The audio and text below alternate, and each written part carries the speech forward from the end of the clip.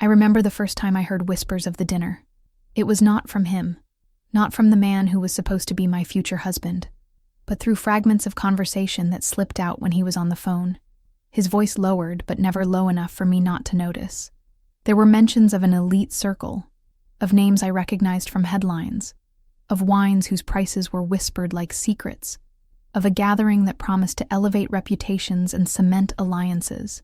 I waited at first, thinking that sooner or later he would bring it up to me directly, that he would smile and say we were going together, as partners, as equals. After all, we had built so much together, hadn't we? But the days passed, and the dinner remained a ghost in the corners of our home, something he carefully tucked away, almost as though he feared it would tarnish if exposed to me. When I finally asked, the words left my lips more gently than I had imagined, almost playful, as if I was offering him a chance to correct what must have been a silly oversight. So, when is this dinner I've been hearing about? What should I wear? His reaction was not what I expected. He froze, just for a second. Then his face twisted into that patronizing half-smile he used when he wanted to disarm me without revealing the edge of his cruelty. "Stay away from this dinner," he said plainly, as though the words were a matter of fact, not opinion. "You don't belong there." I laughed at first, unsure if he was joking, because how could he say something like that to me, to the woman who had been at his side when no one believed in him, who had poured time, money, and endless patience into his dreams. But his expression remained fixed, that smug look that implied he was doing me a favor by being honest. I felt something cold coil in my stomach. Not anger, not yet, but a strange mix of disbelief and clarity. In his eyes, I saw the reflection of a man who had already rewritten the narrative in his mind. He was the self-made star, the charming figure about to dazzle a room full of powerful people. And me? I was meant to stay in the shadows, silent, invisible, excused from the story he wanted to tell about himself. It wasn't about whether I belonged or not. It was about him needing me not to be there, because my presence would fracture the illusion he wanted to cast. I asked him softly if he truly believed that. "Do you think I don't belong?" He shrugged as though the question was too trivial to answer. "It's not your world," he said, sipping his drink, eyes fixed somewhere far away, already imagining himself at the center of that glittering table. "Don't embarrass yourself. Or me." Those last words sank into me more than anything else he said. "Don't embarrass me," as if my existence, my voice, my very presence, was something to be hidden away so that he could stand taller. I went to bed that night, staring at the ceiling, the darkness pressing down on me like a weight. My mind replayed his words over and over, each repetition cutting deeper until they no longer sounded like words, but like truths. And yet, beneath the sting of rejection, something else began to take root. It wasn't the familiar ache of betrayal, though I knew enough about that feeling to recognize its shape. It was something quieter, colder, a slow-burning realization that while he was trying to write me out of his story, he had no idea I was the one who had already written the pages he stood on. The dinner he guarded so preciously, the spectacle he believed belonged to him alone, was something he thought he had earned, when in truth, it existed because of me. That irony was almost poetic. He thought I was an outsider to that world, unfit to stand among the powerful. What he didn't know was that I had been silently feeding that world long before he dreamed of joining it. My investments, my decisions, the connections I had quietly cultivated while he was too distracted with appearances, all of it ran like veins beneath the surface of the life he believed was his own creation. And in that moment, lying awake with his words echoing in my chest, I began to realize that perhaps the universe was setting a stage far larger than he could ever imagine. Still, the pain of the dismissal lingered. I could not erase the way he looked at me, as though I were a child intruding on adult affairs, as though I would never be more than a supporting character in a play where he demanded the spotlight. I remembered the sacrifices I had made for him, the hours I had stayed up while he slept, organizing finances, smoothing over his mistakes, ensuring that his ambitions had room to breathe. I remembered the way he used to thank me when we were younger, when his voice still carried traces of humility, when he believed in us as a team. Those days were long gone. The man who once held my hand and whispered that he couldn't do it without me was now the same man who looked at me like a liability. And yet, I remained silent, not because I accepted his verdict, but because silence has its own power. I did not argue, did not cry, did not plead for him to reconsider. Instead, I watched him, listened to the cadence of his arrogance, and let it carve itself into my memory. His confidence in my absence would become the seed of his downfall. For in telling me I did not belong, he had unknowingly handed me the most exquisite opportunity, the chance to show him and everyone else just how wrong he was. So, the invitation never came. Not officially, not from his lips, but I would be there nonetheless. Not as his guest, not as a forgotten shadow in the corner of his triumph, but as something far greater, something he could never reduce or erase. The dinner would not belong to him, and soon, neither would the story. There are moments in life when words don't just pass through you like air, when they don't simply graze the surface of your thoughts, but carve themselves into the marrow of your bones, leaving a mark that you know will linger long after the sound has faded. His words that evening were like that. You don't belong there. Don't embarrass yourself. Or me. They replayed in my head with cruel precision, the kind of echo that makes you question your entire existence. I lay awake, staring at the ceiling, watching the shadows shift as the hours stretched thin, unable to silence the replay of his voice. It wasn't merely what he said, but how he said it. Casual, dismissive, as though he wasn't breaking something sacred but simply stating a truth too obvious to need debate. That casual cruelty was, in many ways, worse than rage. Rage might have revealed a weakness, a crack in his armor, but his calm dismissal, his certainty that he was right, that was what made the wound so sharp. As I stared into the darkness, my mind began tracing the long, unbroken line of our years together, and every sacrifice I had made along the way rose up like ghosts from the past. I remembered the nights I stayed up reviewing his proposals when he was too tired to think straight, smoothing the edges of his half-formed ideas until they looked polished enough to be taken seriously. I remembered the events I skipped, friends' weddings, family gatherings, even my own chances at advancing in my career, so that I could stand by him, cheering him on from the sidelines. I remembered the vacations I paid for, the rent I covered when his ventures didn't pan out, the endless patience I gave when others would have walked away. And now, after all of that, I was being told not only that I didn't belong, but that my presence would be an embarrassment to him. It was like staring into a mirror and watching years of devotion dissolve into nothing. It wasn't just betrayal, it was erasure. It was as if he had taken everything I had given him, everything I had built, and used it to construct a version of himself that no longer had room for me. He had edited me out of his story, painting over the lines where I had once been, leaving only his figure in the spotlight. And the cruelest part was that he seemed to believe it wholeheartedly, as though the person he had become was entirely his own making, untouched by my influence, unsustained by my sacrifices. That belief, that revision of history, cut deeper than the words themselves. As I lay there, I felt the weight of wasted years pressing down on me. I thought of the girl I once was, full of fire and ambition, who had dreams of her own before she allowed them to bend and twist around his. I thought of the job opportunities I turned down, the promotions I let slip away, the way I convinced myself that love meant compromise, even if the compromise always seemed to fall on my side. I thought of the way I had built him up, brick by brick, without realizing that in the process, I had dismantled parts of myself. And for what? For the privilege of being told, in the end, that I didn't belong. But even in that sea of bitterness, there was clarity. His words, as painful as they were, had stripped away the illusions I had been clinging to. They forced me to see him not as the man I had loved, not as the partner I thought I had, but as the man he had become. Someone who valued the perception of power more than the truth of partnership. Someone who needed me small so that he could stand tall. It was a revelation that came with a sting, but also with a strange kind of liberation.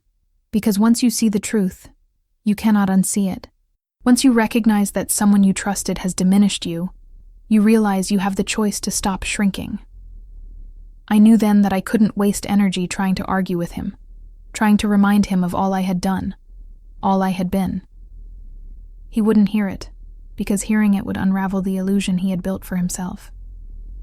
Instead, I let his words settle inside me, let them burn until they hardened into something else. Resolve.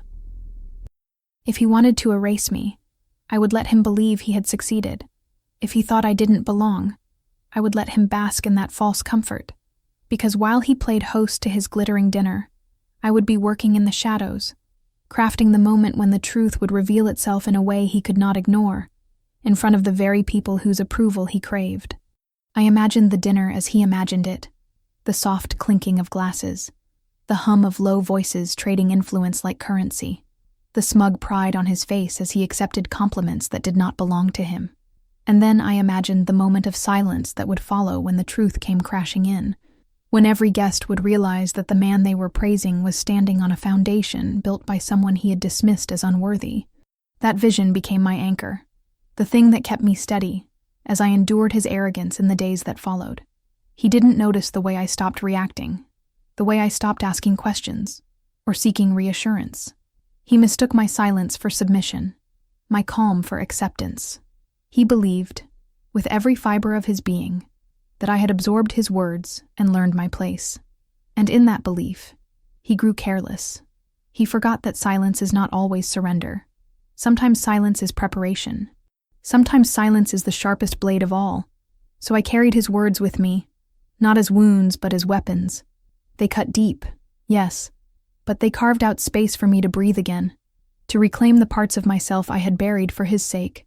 They reminded me of what I had given and what I had lost, and they fueled the fire that was already beginning to burn quietly inside me. One day soon, I promised myself, he would see. He would see that I didn't just belong at that table. I was the one who had set the table in the first place. And when that day came, he would choke on the arrogance that had made him blind. Secrets have a strange way of living inside us. They do not shout or demand recognition. They rest quietly, like shadows under the skin, waiting for the right moment to reveal themselves. For years, I carried one such secret, not out of fear or shame, but out of necessity. He never asked, and I never offered. Perhaps that was the foundation of the imbalance that had grown between us, his certainty that he was the architect of our life, and my quiet knowledge that I was the silent builder, the one who laid bricks while he drew castles in the air. What he didn't know, what he never suspected, was that the glittering dinner he clung to as proof of his ascension into the elite was, in truth, mine long before it was his. It began years ago, when I inherited the remnants of a fortune my grandmother had guarded with an iron will and a keen mind. She was not a woman of extravagance, but of foresight. She taught me that money, when used wisely, is not about indulgence, but about power, freedom, and control. She left me not only wealth but lessons embedded in that wealth, how to let it grow quietly, how to seed it in places where others would not notice, how to move in silence so that when the time came, I could stand unshaken. By the time I met him, I had already planted those seeds. He saw me as a woman working long hours, modest in my living, generous in my love. He never realized that behind the modesty lay accounts, investments, and networks that extended into rooms he longed to enter, but never believed I could touch. When we started our life together, I chose not to reveal it. At first, it felt unnecessary. Love is not meant to be a balance sheet. He was ambitious, hungry for recognition, and I thought, in my naivete, that supporting him with the visible resources of my time, energy, and encouragement was enough. The other resources, the hidden ones, remained tucked away, like a secret garden I wasn't ready to share. But as his ventures stumbled, as bills piled up and opportunities slipped through his fingers, I began using that garden. Quietly, carefully, I watered his dreams with funds he never knew were mine. A loan forgiven here, an anonymous investor there, a contact who happened to take interest in his project, all of it orchestrated by me. And he flourished, or at least believed he did, never realizing that the soil beneath his feet had been enriched by my unseen hands. The dinner was no different. It wasn't some spontaneous stroke of his brilliance. The venue had been secured by contacts I cultivated years ago. The wines he boasted about selecting were offered at cost because of relationships tied to my family name. The guest list, that dazzling collection of influential figures, included more than a few who were there not for him, but because of obligations and loyalties to me, though he never knew it. When he dismissed me, when he told me I didn't belong, he had no idea that the dinner he coveted as his crowning moment was paid for, shaped, and guided by the very woman he wanted hidden away. There was an almost cruel humor in it, one I could appreciate even through the sting of his words. He believed he had risen, that he had crossed into a world of power through his own merit, while in truth he had been carried there, unknowingly, on the back of a legacy and influence he had dismissed without ever seeing. He thought he had locked me out of that world, but the truth was that the world itself opened its doors for me long before it ever noticed him. His arrogance was not simply insulting, it was ironic. I began to imagine what would happen when the truth emerged, not in whispers or private admissions, but in the clear, undeniable voice of the manager who would, at the end of that evening, thank me in front of everyone. I pictured the faces of the guests as they turned from him to me, as they realized that the man they had praised was merely a guest at a feast someone else had provided. I imagined the look on his face, the crumbling of his carefully constructed image, the dawning awareness that the world he tried to keep me from had been mine all along. Still, I held the secret close. I didn't flaunt it or taunt him with hints. To do so would have ruined everything. Power is not in revealing too soon. It is in waiting for the perfect moment, when silence can break like thunder and truth can strike like lightning. So I smiled when he boasted, nodded when he spoke of his success, and let him carry on believing that he was the master of his destiny. Inside, though, I nurtured the quiet satisfaction of knowing that every step he took toward that dinner was a step onto a stage I had built. And it was more than just revenge that stirred in me. It was vindication. For years, I had been the unseen hand, the quiet supporter, the one who carried the weight without ever asking for recognition. To be dismissed as unworthy was not only painful but absurd. The dinner would not just be his undoing, it would be my emergence. It would be the moment when the shadows I had inhabited so patiently would peel away, and the truth would blaze in a light too bright for him to extinguish.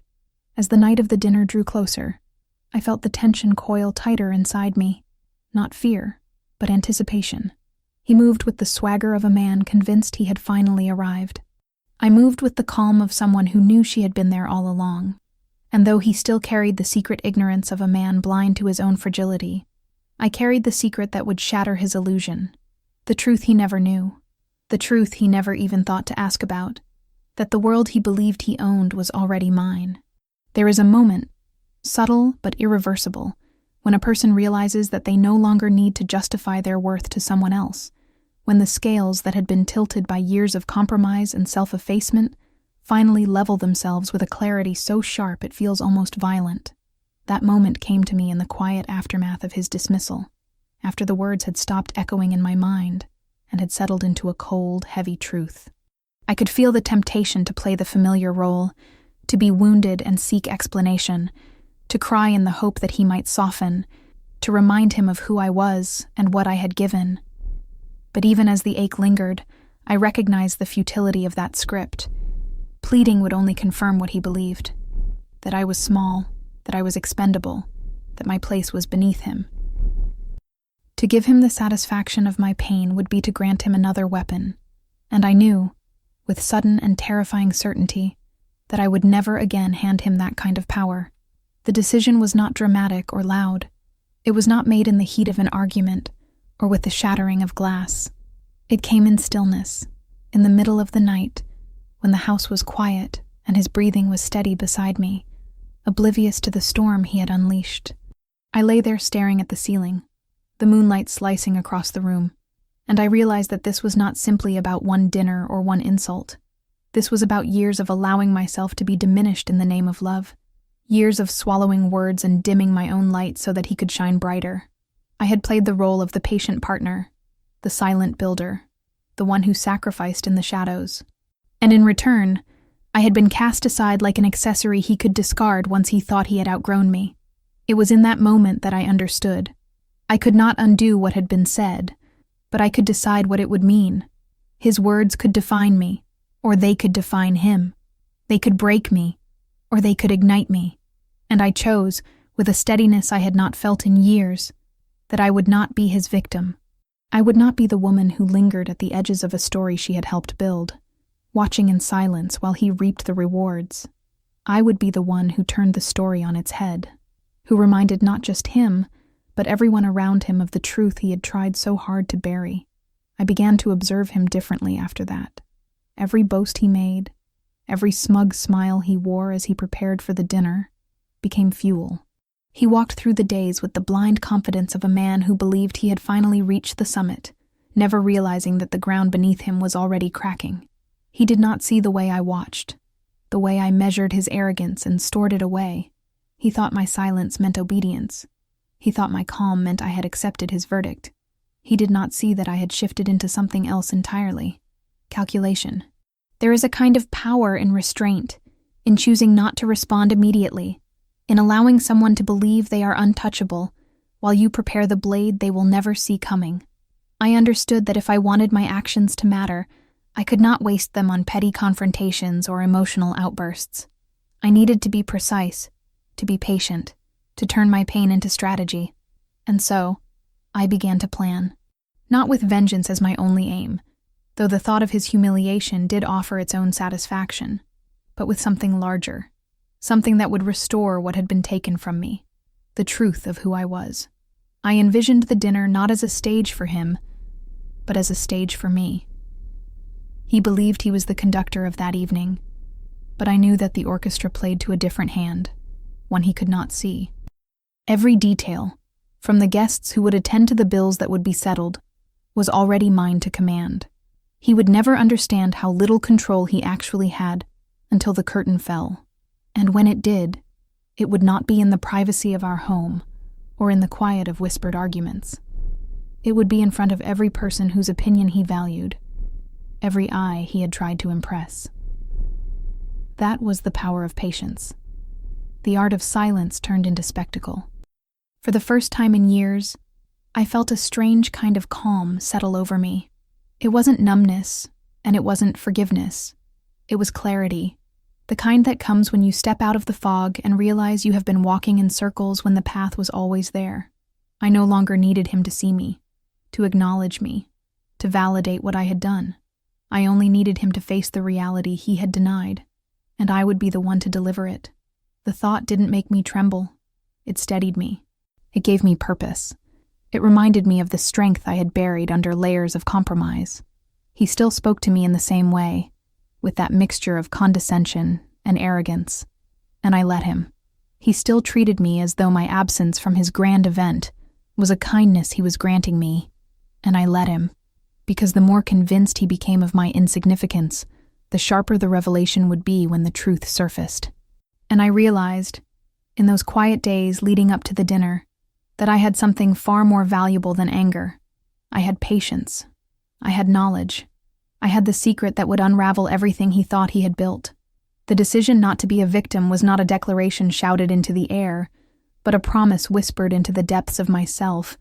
It was the moment I stopped trying to be seen and began preparing to make myself undeniable. He thought he had silenced me, but in truth he had given me the stage. And when the night of the dinner arrived, he would learn that the woman he dismissed, the woman he tried to erase, was not only present, but indispensable. He would learn that the victim he thought he had created had transformed into something far more dangerous, the author of his downfall. The days leading up to the dinner unfolded with a peculiar stillness, as though the universe itself was holding its breath. He busied himself with the details he believed were within his control, poring over the guest list, rehearsing the charm he planned to wield like a sword, and polishing the narrative he intended to sell to the assembled elite. I watched him with a calm detachment, neither interfering nor offering help, my silence misinterpreted as obedience. What he never suspected was that while he played at being the orchestrator, I was already setting into motion the quiet machinery that would decide the true outcome of the evening. Preparation became my sanctuary. It was not the frenzied rush of someone desperate for revenge, but the meticulous patience of a woman who understood that timing was everything. I began with the restaurant itself, a place he had spoken of with awe, as if merely securing a reservation had elevated him into the ranks of the powerful. What he didn't know was that I had been a silent partner in its operations for years. When he bragged about the exclusivity of the venue, I thought of the late nights I had spent in meetings, the contracts I had reviewed, the decisions I had quietly influenced that had shaped the restaurant's rise. To him, it was a prize he had won. To me, it was familiar ground, a stage I knew every corner of, a chessboard where I already held the queen. I met with the manager discreetly, after hours, when the dining room was quiet and the staff moved like shadows cleaning away the remnants of the night. He greeted me not as a stranger, but with the respect owed to someone who had invested in the foundation of the very establishment my fiancé believed he had conquered. We spoke in low tones, going over the details of the evening. I didn't need to explain much. He already understood the dynamic. He had seen men like my fiancé before, men who boasted about paying for extravagance without ever realizing whose name signed the checks behind the scenes. I told him simply what I needed, that at the end of the dinner, when the bill was presented, it should be made clear to everyone who had truly funded the night. There was no hesitation in his eyes, only a quiet nod, as though he too recognized the justice in allowing the truth to surface. From there, the preparation unfolded like a dance I had been rehearsing for years. I reviewed accounts, ensured that every expense, every glass of wine, every delicate dish, every polished silver utensil, was tied directly to me. I secured documentation, not because I doubted the manager's loyalty, but because I understood that in moments of exposure, clarity leaves no room for doubt. There could be no question, no way for him to twist the story once the truth was spoken. Everything had to be irrefutable, and all the while, I moved in silence. I did not confront him, did not let a flicker of my intentions cross my face. He remained confident in my supposed submission, smiling at his reflection in the mirror as he adjusted his tie, rehearsing lines he thought would impress the people he so desperately sought approval from.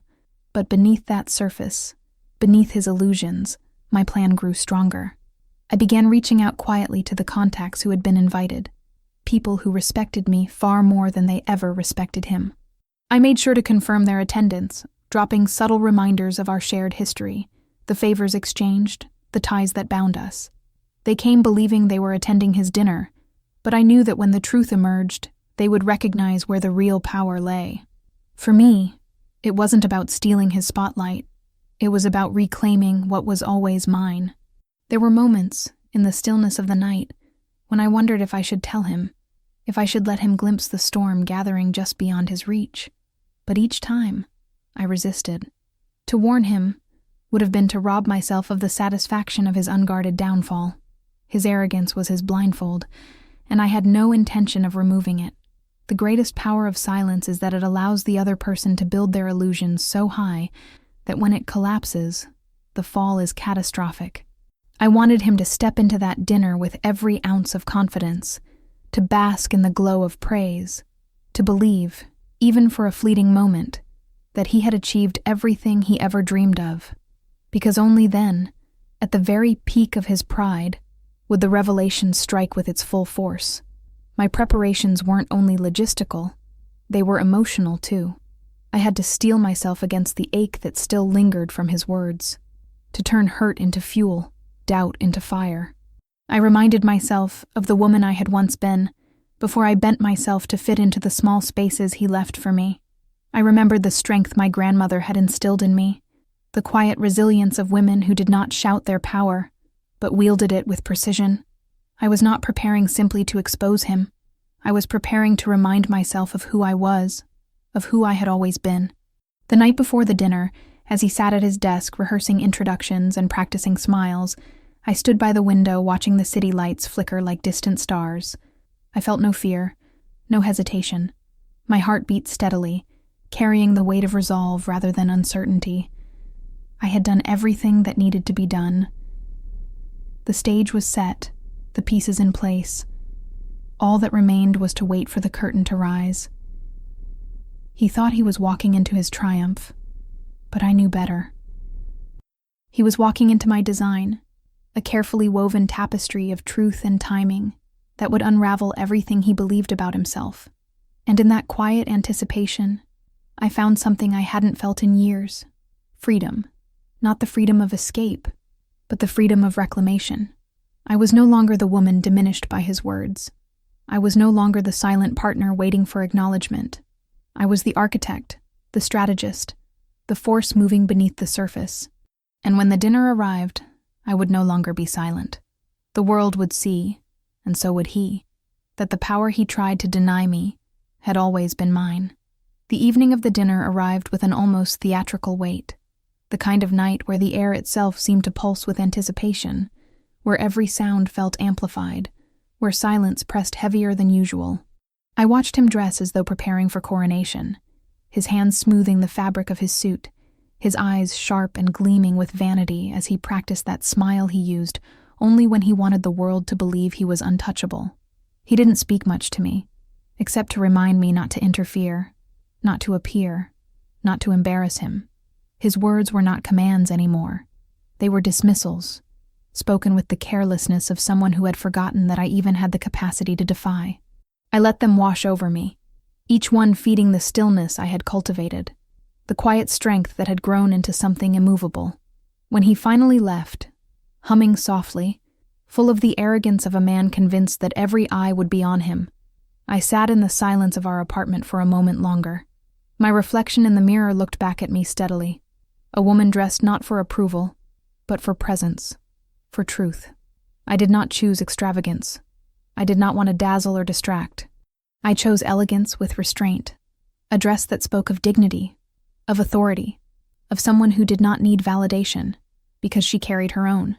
There was a steadiness in my breath as I left, each step carrying me closer to the theater he believed was his alone.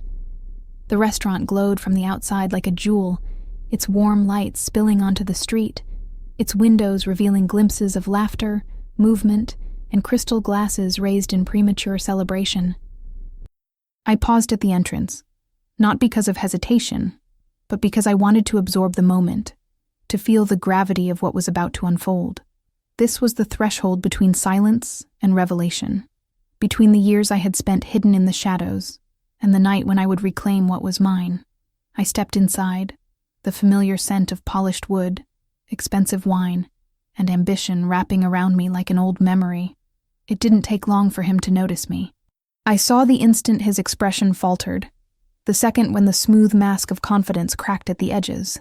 His eyes narrowed, his jaw tightened, and he moved quickly across the room, leaving behind a half-finished conversation with one of the very guests he had been desperate to impress. He leaned close, his voice low and urgent, words laced with anger that could not be disguised by the thin smile he forced onto his lips. "What are you doing here? I told you not to come." He looked around nervously, as though my very presence were a scandal, as though the walls themselves might whisper to his carefully chosen audience that he was not the master of this world after all. I met his eyes, calm, unshaken, and replied with nothing but silence. My lack of explanation unsettled him more than any protest could have. He was expecting confrontation, perhaps tears, perhaps pleas. Instead, I gave him the one thing he could not control: composure. It unsettled him enough that he stepped back, forced to rejoin his circle of admirers, leaving me standing there as though I had carved my own place into the evening. The guests glanced at me, curious, but not with the suspicion he feared. Some recognized me immediately, offering polite nods, their eyes reflecting knowledge he had never cared to see. Others regarded me with curiosity, intrigued by the calmness with which I carried myself, the quiet authority that came not from intrusion but from belonging. He tried to ignore me then, tried to pretend that my presence was insignificant, that I was merely an inconvenience he could sweep aside with enough charm. I watched him return to his table, watched him puff up his chest as he laughed too loudly, as he told stories designed to impress, his words spilling with the desperation of a man who felt control slipping through his fingers. He spoke of ventures he had led, of investments he had secured, of victories that had never been his alone. I sipped my wine in silence, each taste reminding me of the irony of the night, that every bottle uncorked, every dish served, Every glittering piece of silver on that table existed not because of him, but because of me. I moved through the room with quiet certainty, speaking to those I knew, weaving myself seamlessly into conversations. It wasn't difficult. These were people I had known long before he even dared to dream of standing among them. They greeted me with familiarity, with respect, their eyes betraying none of the exclusion he had tried to impose. If anything, it became clearer with every passing moment that I belonged here far more than he ever did, that his attempts to silence me had blinded him to the reality unfolding in front of him. As the evening progressed, I could feel his discomfort growing. He glanced toward me often, his smile faltering whenever he caught sight of me standing at ease, laughing softly with those he sought approval from. The harder he tried to control the narrative, the more it unraveled. His insistence that I didn't belong crumbled each time someone came to me, each time I was addressed with the kind of recognition he craved. He was losing his stage before the performance even reached its climax. But I did not interfere beyond that. My role was not to shout or disrupt. My role was to wait, to let the night unfold, to let him believe, even as the ground slipped beneath him, that he was still in command. The real revelation had not yet arrived. It was waiting at the end, in the moment he could not escape, when the bill would come, and the truth would rise uninvited to the surface. And so I remained patient, steady, carrying the weight of silence like a blade tucked beneath my sleeve. The forbidden entrance was not merely about crossing the threshold of the restaurant he had barred me from. It was about reclaiming the space he had denied me, about proving not just to him but to myself that I had never needed his permission to exist in a world that was already mine. He had told me I didn't belong. And yet, as I stood there, as the evening swirled around me, as his facade began to crack under the strain of his own arrogance, I realized with absolute clarity that the only person who didn't belong in that room was him. The dinner unfolded like a carefully rehearsed play, every detail designed to impress, every gesture calculated to project an image of success. The chandeliers hung heavy above the tables, scattering golden light across polished glassware and silver cutlery that gleamed as though it had been polished for royalty. The soft hum of conversation swirled with the clinking of glasses, and laughter rose in practiced crescendos, each sound orchestrated to create the illusion of harmony and power. He sat at the center of it all, his back straight, his shoulders squared, his smile stretched wide enough to mask the unease that flickered in his eyes whenever they darted toward me. To the untrained eye, he appeared every bit the charming host, but I had lived long enough with him to recognize the tightness in his jaw, the way his hands lingered too long around his glass, the nervous twitch in his fingers as though clinging to control that was already slipping. He basked in the attention, weaving stories that dripped with self-importance, embellishing his role in ventures he had barely touched, taking credit for decisions he had not made. He spoke of risk as if he had borne it alone, of triumph as if it were solely his. The guests indulged him, some nodding politely, others laughing at jokes that were neither sharp nor clever.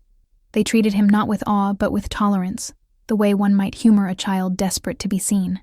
And through it all, I sat quietly, sipping from my glass, my silence sharper than any interruption. The hypocrisy of the evening clung to the air, suffocating in its thickness. He had forbidden me from entering this world, had told me that I did not belong, and yet here I was, moving seamlessly among people who had known me for years, people whose respect I had earned long before he ever dared to imagine himself at their table. Every handshake I exchanged, every glance of recognition that passed between me and the guests, was another crack in the facade he was trying so desperately to maintain. He did not see it, not fully, but he felt it, like a man trying to hold together the seams of a garment that was already unraveling. He tried to steer the conversations back to himself, to reclaim the spotlight with louder laughter and exaggerated stories. He boasted of the venue as though he had secured it, of the wines as though he had personally selected them, of the meal as though it were his gift to the room. I could see the strain in his performance, the way his pride swelled too large, spilling into arrogance, until the very people he sought to impress began exchanging subtle glances, their smiles growing thin, their patience wearing down. Hypocrisy has a way of revealing itself, even to those who would rather not look too closely. And yet I said nothing. That was the beauty of it. My silence was not submission. It was orchestration. The more he talked, the deeper he buried himself. The more he claimed, the less credible he became. I did not need to expose him. He was exposing himself with every exaggerated word, every attempt to grasp for glory that was never his to begin with. The dinner was his stage, but it was also his undoing, and I was content to let him play his part until the final curtain. The food arrived in delicate waves, each dish a masterpiece, each flavor crafted to impress. He raised his glass in toasts, each one dripping with the arrogance of a man who believed he had finally ascended, who thought the laughter around him was proof of admiration rather than polite indulgence. I watched him toast to his success, watched him lift his glass high, oblivious to the irony that every drop of wine had been paid for by the woman he had tried to erase. It was almost poetic, the hypocrisy of him celebrating his imagined triumph in a room built and sustained by me. As the evening stretched on, the tension around him grew heavier. He noticed the subtle ways in which conversations slipped past him, the way certain guests leaned toward me instead, the way others seemed to recognize that I belonged not as an intruder, but as someone whose presence carried weight. He noticed, too, the absence of awe in their eyes when they looked at him, the faint amusement that played at the edges of their smiles. He was desperate to keep control, to keep weaving the illusion, but the more he tried, the more the truth loomed like a shadow over the table. And still, I waited, because the climax of hypocrisy is not in the performance itself, but in the moment when the curtain falls and the actors can no longer hide behind their roles. That moment had not yet arrived, but I could feel it drawing closer, like the tightening of a bowstring before the arrow is released. The dinner was nothing more than prelude, a stage dressed in glittering lies, and I had no need to rush its unraveling. By the time dessert was served, his laughter had grown brittle, his stories repetitive, his charm fraying at the edges. He raised his glass again, forcing another toast, his words stumbling as he thanked the guests for their presence, his voice just a little too loud, his smile just a little too strained. The hypocrisy was collapsing under its own weight, and though the guests indulged him with polite applause, I could see it in their eyes. They were no longer fooled. They were waiting, just as I was, for the truth to reveal itself. And so I let him finish his performance. Let him soak in what he believed was admiration. Let him cling to the illusion for just a little longer. Because the dinner of hypocrisy was never about the lies he told. It was about the silence that would soon expose them. And when the bill came, when the truth finally stepped out from the shadows, every word he had spoken would turn to ash in his mouth. The night had ripened into that peculiar hour when conversation drifts from the polished formality of introductions into the more languid rhythm of satisfied bellies and softened voices, when the wine has loosened tongues but not yet dulled them, when laughter lingers longer in the air and the illusion of harmony seems almost believable. Yet, beneath the surface of the restaurant's golden glow, a different current pulsed, invisible but inevitable, like the undertow that waits patiently beneath calm waves. I could feel it in the way his smile faltered when he thought no one was looking, in the way his fingers tapped too quickly against the stem of his glass, in the nervous dart of his eyes as though he were sensing, without fully knowing, that the night was slipping out of his grasp.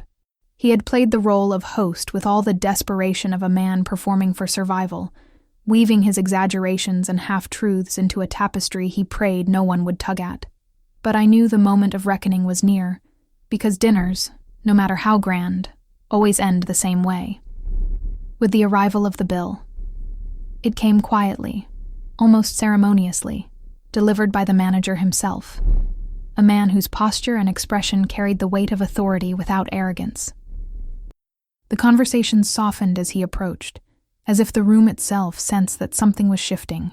He set the leather-bound folder on the table not in front of my fiancé, as one might expect of the man who had postured all evening as the benefactor, but directly before me. There was no hesitation in his movements, no room for misinterpretation. And then, in a voice that was steady enough to cut through the hum of the room, he said, "Ma'am, thank you for funding every plate tonight. It has been an honor to host your guests." The words dropped into the air like a stone into still water, and the ripples spread instantly across the table. Forks froze midair, glasses hovered untipped, conversations broke off in fragments.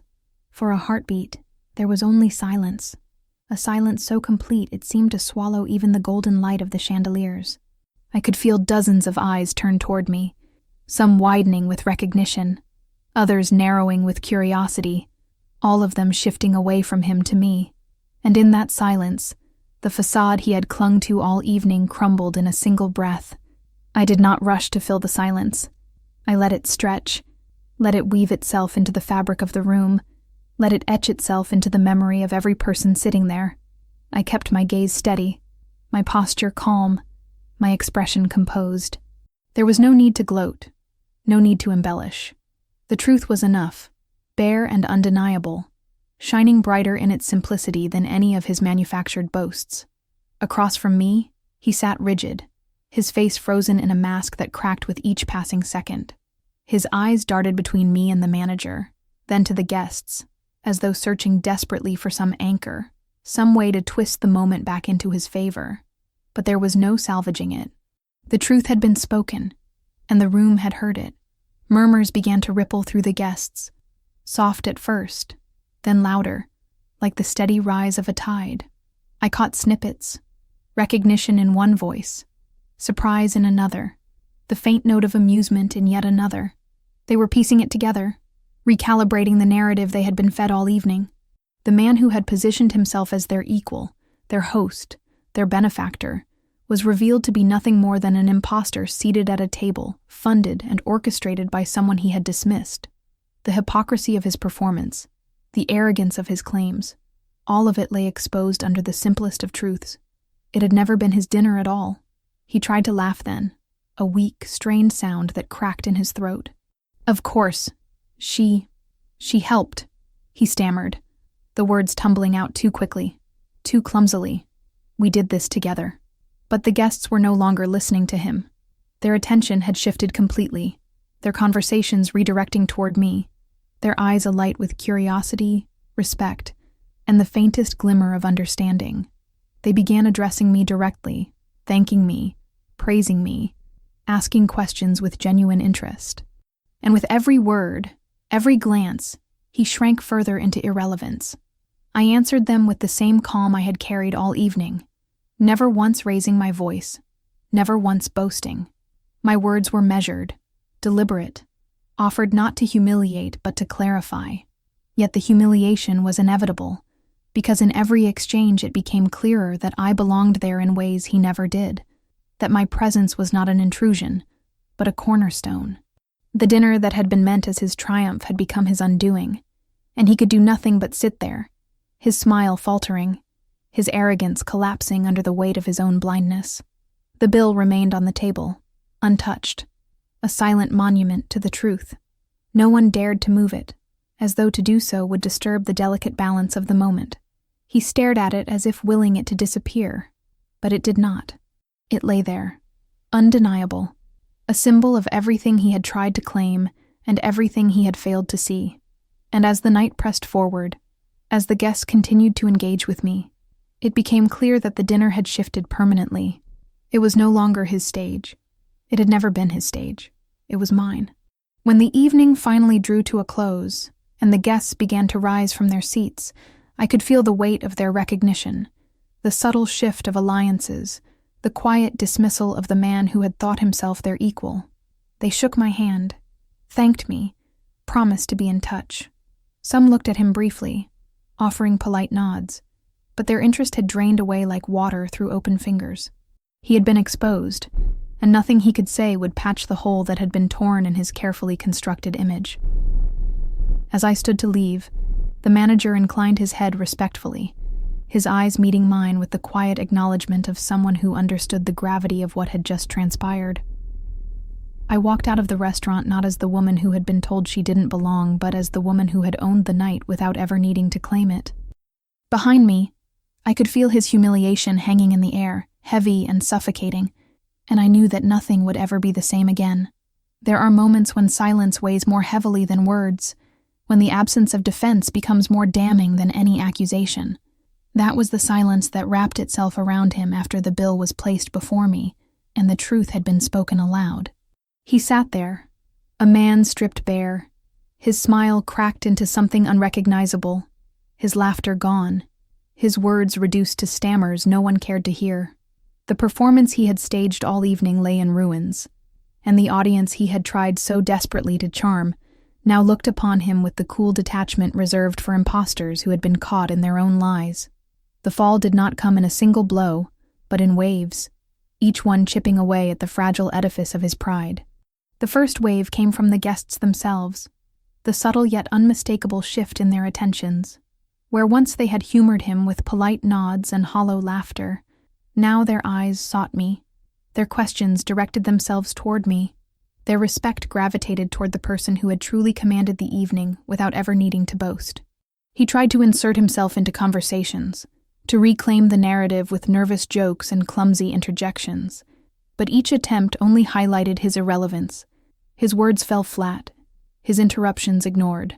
He was no longer the host, no longer the center. He was merely a man seated at a table where his presence had been tolerated rather than earned. The second wave came from the murmurs, the kind that ripple beneath the surface yet carry the power to dismantle reputations. I heard fragments as they passed from one guest to another, not cruel, not loud, but sharp enough to cut him. I thought it was her dinner all along. No wonder she carries herself like that. He really let us believe it was his. The murmurs grew into quiet consensus, a collective recognition that the man they had entertained had been nothing more than an opportunist basking in borrowed light. For someone like him, whose entire identity depended upon perception, those murmurs were lethal. The third wave came from within himself.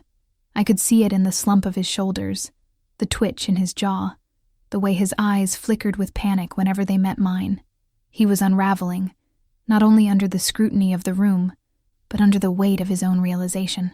For the first time, he understood that the power he thought he possessed had never been his. The wealth, the connections, the very dinner he had flaunted as his crowning triumph had all been rooted in a truth he had refused to acknowledge, that I had been the architect all along. His arrogance had blinded him, and now that blindness had become his undoing. By the time the guests began to leave, his fall was complete. They shook his hand with politeness but no warmth, the kind of empty gestures reserved for people already dismissed from relevance. Some barely looked at him, their gazes already shifting elsewhere, their interest redirected toward me. I could feel his humiliation in the air, heavy and suffocating, pressing against him like an invisible weight. He walked them out with the stiff smile of a man clinging to dignity, but it fooled no one. They saw him for what he was, and worse, so did he. When we were finally alone, the silence between us was louder than any argument. He opened his mouth once, then closed it, his hands clenching at his sides as though words might come if he gripped hard enough, but there was nothing left to say. Every excuse he might have offered, every attempt to twist the story, had already been stripped of credibility by the undeniable truth. He had fallen in front of everyone he sought to impress, and no explanation could rebuild the image that had shattered. I watched him then, not with pity, but with a strange, detached clarity. This was the man I had once believed in, the man I had supported, the man I had loved enough to sacrifice for. But the man before me now was not that man. He was a hollow figure, crumbling under the weight of his own hubris, exposed not by betrayal, but by his own blindness. He had chosen arrogance over partnership, pride over truth, illusion over reality, and in doing so, he had ensured his own destruction. His fall was not loud or violent. It was quiet, like the slow collapse of a structure that had been hollowed out long before the first stone crumbled. And as I watched him, I realized that I felt no desire to save him, no urge to soften the blow. He had written this ending himself, and I would not deny him the ownership of it. His fall was not my vengeance. It was his justice. When I finally stood to leave, I did not look back. The restaurant was emptying, the glow of the chandeliers fading, the night air cool against my skin as I stepped outside. Behind me, he remained in the ruins of his illusion, a man undone not by me, but by the truth he had tried to deny. His fall was complete, and I was free. The night air outside the restaurant carried with it a crispness that felt almost cleansing, as though the city itself had conspired to wash away the remnants of everything that had transpired within those gilded walls. I walked slowly, Not because I doubted my steps, but because I wanted to savor the sensation of freedom, of weight lifted, of truth finally given the space it deserved. For so long I had lived in the shadows of someone else's ambition, allowing my strength to be diminished, my presence to be overlooked, my worth to be defined not by what I was, but by what he allowed me to be. But that chapter had ended the moment the manager spoke my name aloud, the moment the truth that had lived quietly within me became undeniable to everyone who mattered. I no longer carried the burden of silence.